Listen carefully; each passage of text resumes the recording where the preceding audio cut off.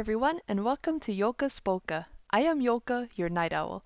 Today I will be guiding you on how I created this Rilakkuma spread for my happy planner, and for those of you curious about my supplies, I will have them listed in the description box below.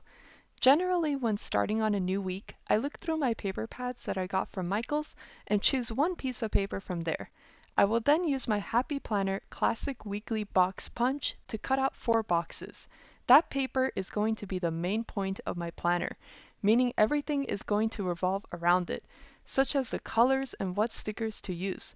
So for today, the color choices are yellow and green. I usually use 2 washi tapes for my spreads. For this week, I chose a solid yellow and a flower patterned washi. I will also be using these scrapbooking aesthetic stickers from Amazon to make it look like I took those pictures when I really didn't. I then add that flowery washi tape right on top to make it look more framed. Moving on, it's time for the third main point in our planner, which is big stickers. These stickers are going to act as a way to draw your eyes to what you want to see first. Think of it as a centerpiece. And that stupid washi doesn't want to cooperate.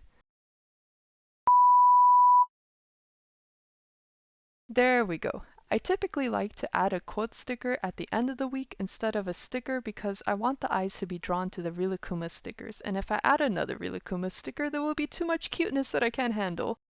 Next, I am taking these Rilakkuma sticky tabs and putting them vertically along the boxes. I am still experimenting in my planner, and for this week I want to add a meal planning section.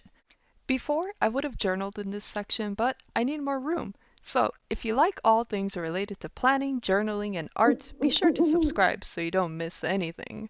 Shameless plug, I know. Anyways, the spread needed more color, so I went back to my flower washi tape and added it on top of the meal plan boxes. Except for those 2 at the end, that was too much color. Now it's time for the to-do important dates part.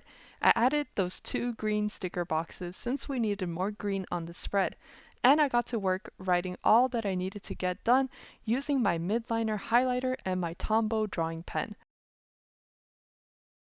I kind of went crazy there with the swirls. It looks like a cinnamon roll. Anyways, sometimes if I don't have enough to-do list stickers, I just use my highlighter and create a good old-fashioned to-do list. It gets the job done. And before you ask me, yes, I love to play video games, and I do write it in my to-do list. It's priority. What can I say? We are backtracking and going back to the meal plans. I wasn't sure what style to write the meals in, and the first way seemed too out there. So I white out the whole thing and added a disc label over the whiteout to create a smooth finish. You can't even see the mistake. When I don't know how to write something, I just take pieces of paper and write it out using different styles. I then pick my favorite and actually commit to the real thing. Just a little trick in case you are indecisive as me. Now, this is my favorite part of the planner, which is my weekly quotes section. I choose a quote that I want my week to be based around, and I try my best to follow that quote.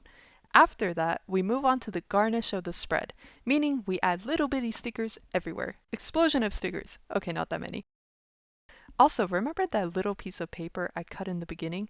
Well, we're going to use that on top of the page. This ties in nicely and makes the top look less empty.